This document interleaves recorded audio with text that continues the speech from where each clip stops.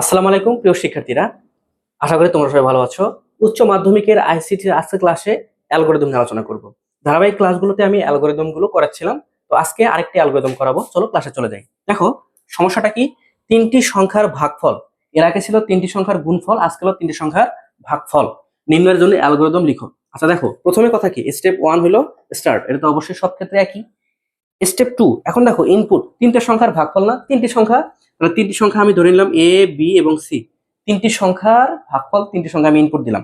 এরপর স্টেপ 3 মানে প্রসেস ধাপ, ভাগফল। তার মানে দেখো আমি ধরে নিলাম ভাগফলটা হলো এক্স, তাহলে তিনটা সংখ্যা ভাগ করব। তিনটা সংখ্যা কি কি, এ ডিভাইডেড বাই বি।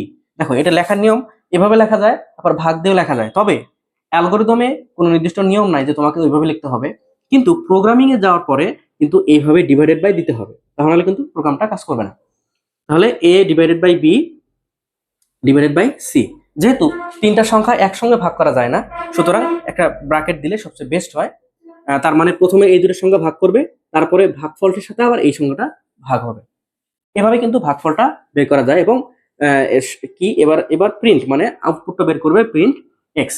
এই হচ্ছে তিনটি সংখ্যার ভাগফল নির্ণয়ের অ্যালগরিদম। বলছে তিনটি সংখ্যার গড় নির্ণয়ের অ্যালগরিদম। আচ্ছা, স্টেপ 1 স্টার্ট, শুরু করলাম। স্টেপ 2 তিনটি সংখ্যার গড়, তাহলে তিনটি সংখ্যা এ বি সি আমি নিয়ে নিলাম। আচ্ছা, তিনটি সংখ্যার গড়, এখন গড় নির্ণয়ের সূত্র কি, তার মানে তৃতীয় ধাপে কি সূত্রটা আসবে, প্রসেসটা আসবে। গড় নির্ণয়ের সূত্র কি আমরা জানি, গড় নির্ণয়ের সূত্র হলো যে কটা সংখ্যা সেগুলো সব যোগ করে যে কতগুলো সংখ্যা সেই সংখ্যাটা দিয়ে ভাগ করতে হবে। যে কয়টা সংখ্যা যোগ করে যতগুলো সংখ্যা তাকে দিয়ে ভাগ করতে হবে। এই হলো মানে গড় নির্ণয়ের সূত্র। এখানে তিনটি সংখ্যা বলছে, আমরা 3 দিয়ে ভাগ করছি, এবং এখানে আমরা যে ফলাফলটা লিখছি সেই ফলাফলটা আমরা প্রিন্ট করব, আউটপুটে প্রদর্শন করবো, এবং সর্বশেষ স্টেপ 5 স্টপ করে দেবো।